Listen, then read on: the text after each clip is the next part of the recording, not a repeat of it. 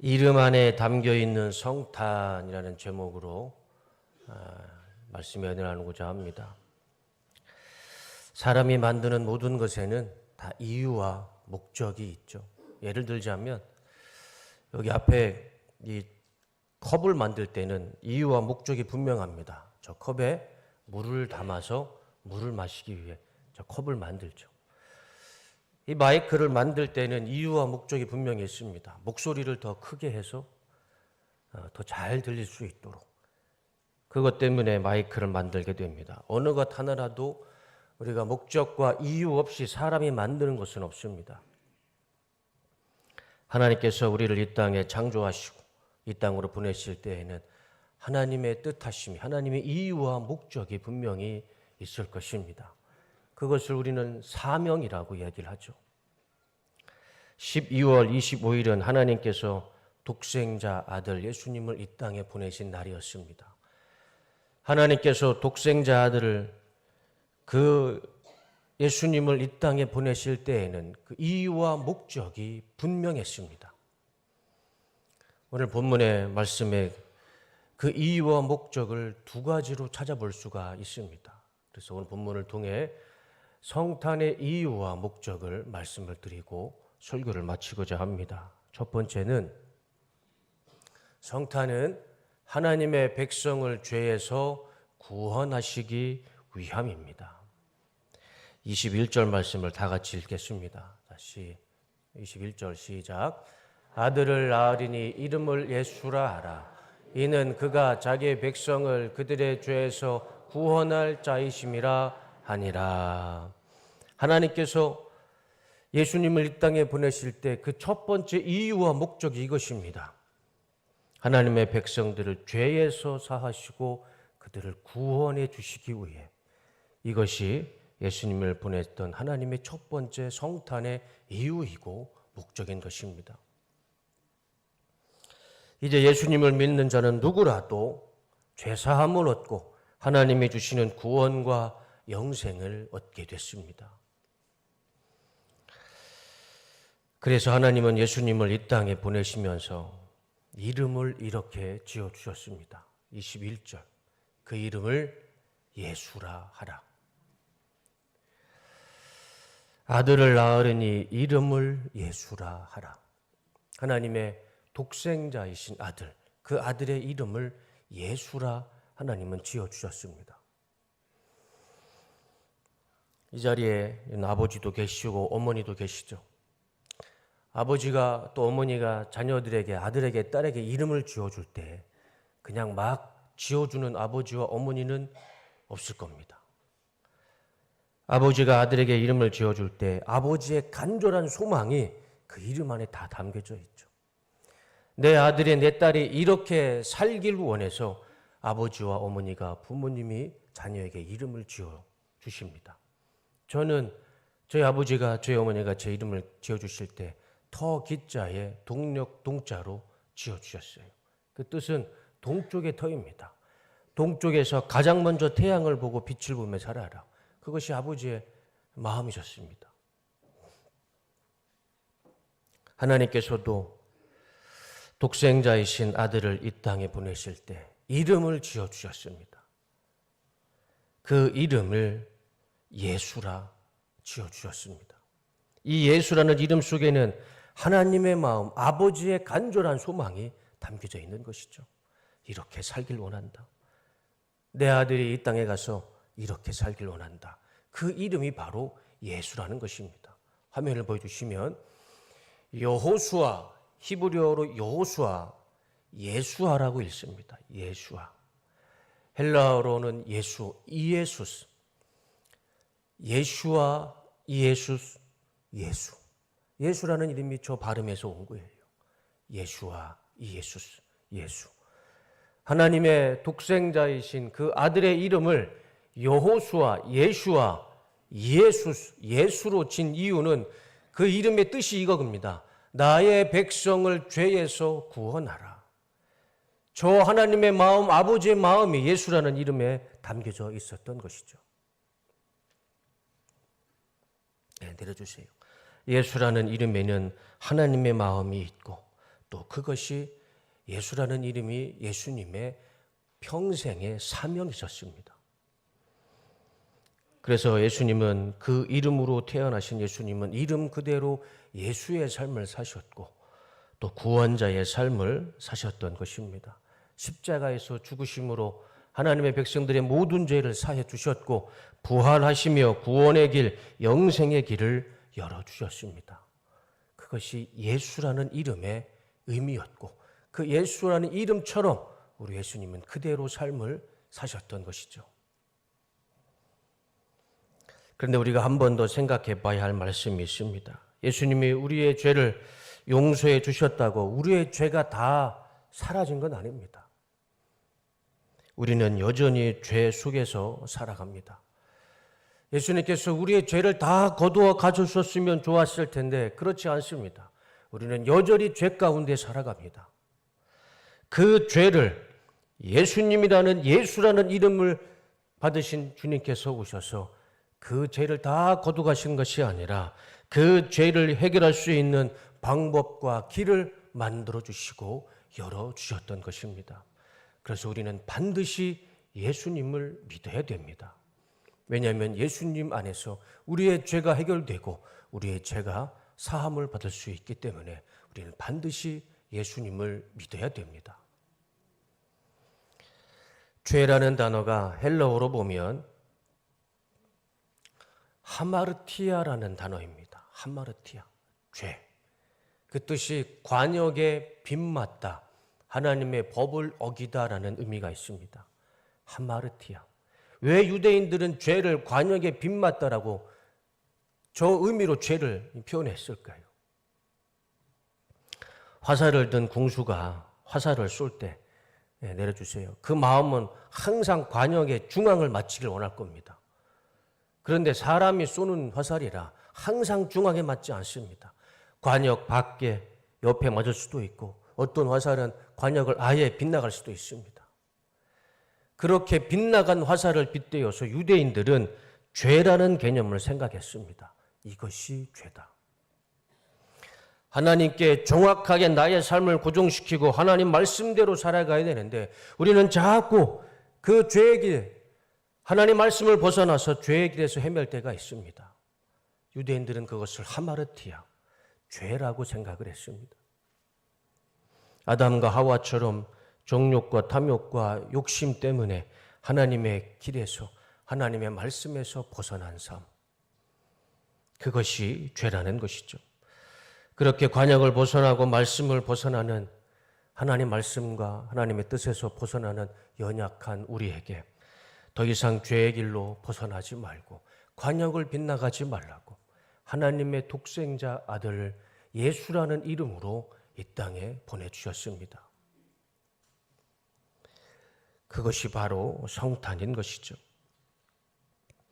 신약과 구약 성경을 읽어보면 이 구원의 개념이 약간은 차이가 있음을 알 수가 있습니다.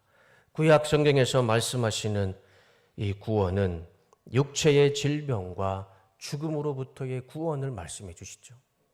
신약 성경의 구원도 크게 다르진 않습니다. 육체의 질병과 죽음으로부터의 구원을 말씀해 주시지만 이 신약 성경에는 한 가지 더 말씀해 주시죠. 오늘 우리가 읽었던 본문의 말씀처럼 구원은 죄악으로부터의 구원을 말씀해 주십니다. 그래서 구약과 신약을 나오는 이 구원의 개념을 하나로 정리를 하자면, 한 문장으로 정리를 하자면 구원은 영과 육이 모두 구원받고 영생을 얻는 것, 그것이 바로 구원의 의미인 것입니다. 우리의 영과 육을 구원해 주시기 위해 하나님은 하나밖에 없으신 독생자 아들을 예수라는 이름을 지어주셔서 이 땅에 보내주셨습니다. 그것을 성탄으로 하나님은 증명해 주신 것입니다. 성탄하신 예수님을 믿으셔서 영과 육이 다 구원받고 천국의 영생에 이르시는 우리 뚝섬교회 모든 성도님들의 삶이 되시기를 주님의 이름으로 축복합니다. 두 번째는 성탄은 하나님의 백성과 함께 하시기 위함입니다. 23절 말씀을 다 같이 읽어보겠습니다. 자, 시작.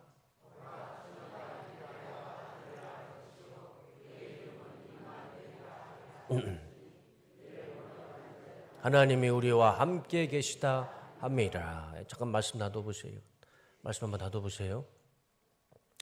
보라, 처녀가 잉태하여 아들을 낳을 것이요 그의 이름을 예수라 하고 또 하나 이름을 더 하나 주셨어요. 임마누엘이라 하리라.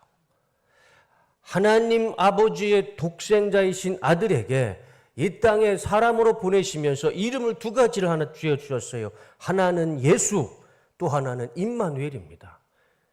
이를 번역한 즉 하나님이 우리와 함께 계시다 합니다. 원문으로 보면 이렇습니다. 임마누엘, 다음 화면 보여주시면 임마누엘, 하나님이 우리와 함께 하신다. 임마누엘. 하나님께서 임마누엘이라는 이름을 지어주실 때는 분명한 이유와 목적이 있으셨어요. 그 뜻이 바로 하나님이 우리와 함께 하시고자 하는 이유와 목적이 분명하셨습니다. 우리와 똑같은 눈높이에서, 우리와 똑같은 처지와 환경과 현실 속에서 똑같은 사람으로 오셔서 사람들과 함께 웃고 사람들과 함께 울며 사람들이 경험하는 모든 피곤함과 고단함과 괴로움을 다 느끼시고 희노애락을 다 경험하시면서 우리와 함께 하시기 위해 하나님의 독생자 아들 이름을 임마누엘로 지어주시고 이 땅에 사람으로 보내주셨던 것입니다. 그리고 우리 예수님은 임마누엘처럼 그대로 우리와 똑같은 삶을 살다가 십자가에서 돌아가셨던 것이죠. 그런데 이 임마누엘의 예수님은 오래전부터 이사야 선지자를 통해 하나님께서 예언하신 말씀이었습니다. 갑자기 결정하신 말씀이 아니었어요. 이사야 7장 14절 말씀을 다 같이 읽겠습니다. 자, 시작. 그러므로 주께서 친히 징조를 너희에게 주실 것이라. 보라, 처녀가 잉태하여 아들을 낳을 것이요 그의 이름을 임마누엘이라 하리라. 오늘과 읽었던 23절과 똑같은 말씀이죠. 근데 저 말씀이요, 이미 이사야 7장 14절에 하나님께서 예언으로 말씀해 주신 말씀이죠. 이사야는 BC 7세기 700년 전, 그러니까 예수님이 태어나시기 전 700년 전에 하나님께서 이사야를 통해 이미 예언으로 말씀해 주신 것입니다. 그러니까 예수님이 태어나시기 전에 이미 하나님은 700년 전에 예수님이 임마누엘로 오실 것을 이사야를 통해 말씀해 주셨던 것이죠. 이것은 오래전에 계획하셨던 하나님의 계획하심이고 하나님의 뜻하심이었고 하나님의 마음이셨습니다. 그래서 22절에 천사가 이렇게 이야기를 합니다. 다 같이 읽겠습니다. 시작. 이 모든 일이 된 것은 주께서 선지자로 하신 말씀을 이루려 하심이니 이르시되. 천사가 이야기합니다.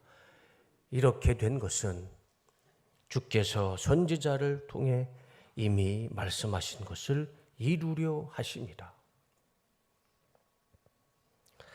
예수님이 임마누엘로 오시는 것은 오래 전에 결정하신 하나님의 뜻하심이었습니다.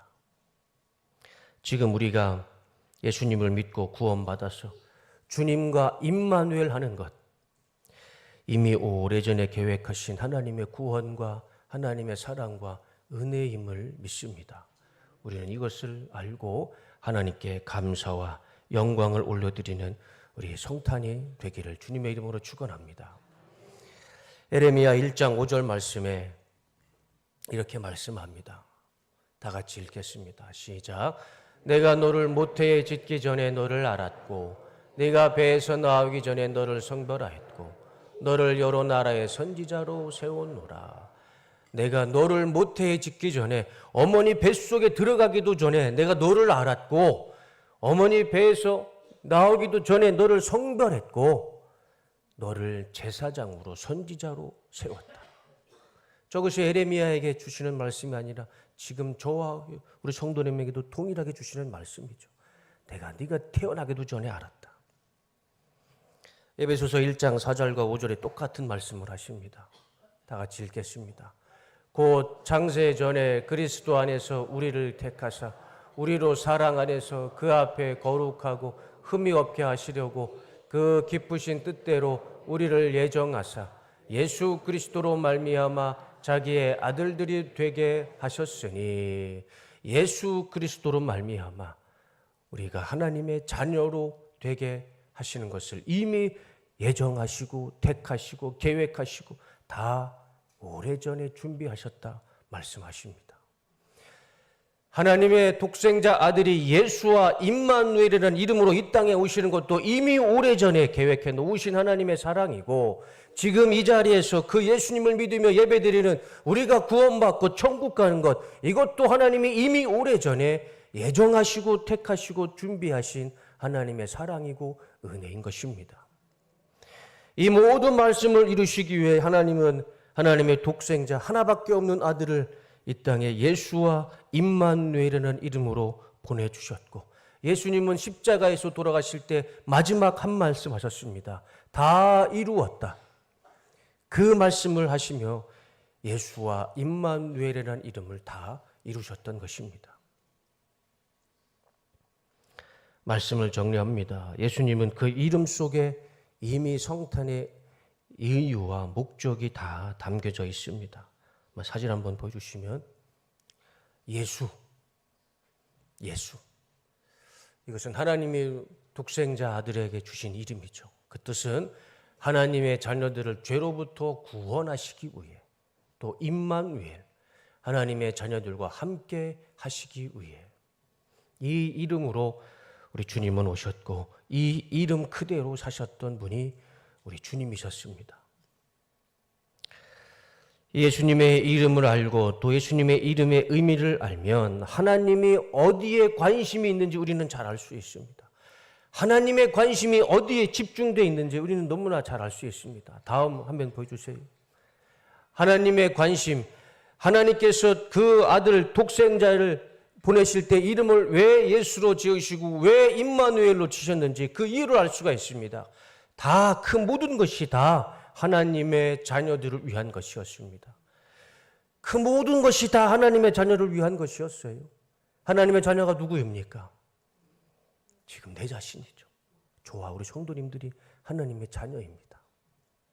결국 하나님은 나의 죄를 용서해 주시고 구원해 주시고 또 우리와 함께 하시기 위해서 하나님의 하나밖에 없는 독생자 아들에게 이름을 예수로 임마누엘로 지어주시고 이 땅에 보내주셨던 것이고, 그리고 그 주님은 하나님 아버지의 말씀에 순종하여 예수의 삶, 임마누엘의 삶을 사시고 그 모든 말씀을 이루셨던 것입니다. 그것이 바로 성탄이죠. 설교를 마치겠습니다. 성탄은 온 인류를 위한 하나님의 사랑과 은혜의 날이지만 더 깊이 생각해 보면 그 모든 것이 다 나를 위한 하나님의 사랑이고 나를 위한 하나님의 은혜이고 나를 위한 하나님의 희생임을 믿습니다. 나를 위한 이 귀한 성탄에 하나님의 은혜와 사랑이 충만하셔서 하나님께 감사와 영광을 올려드리는 2025년 복된 성탄이 다 되시기를 주님의 이름으로 축복합니다. 기도하겠습니다.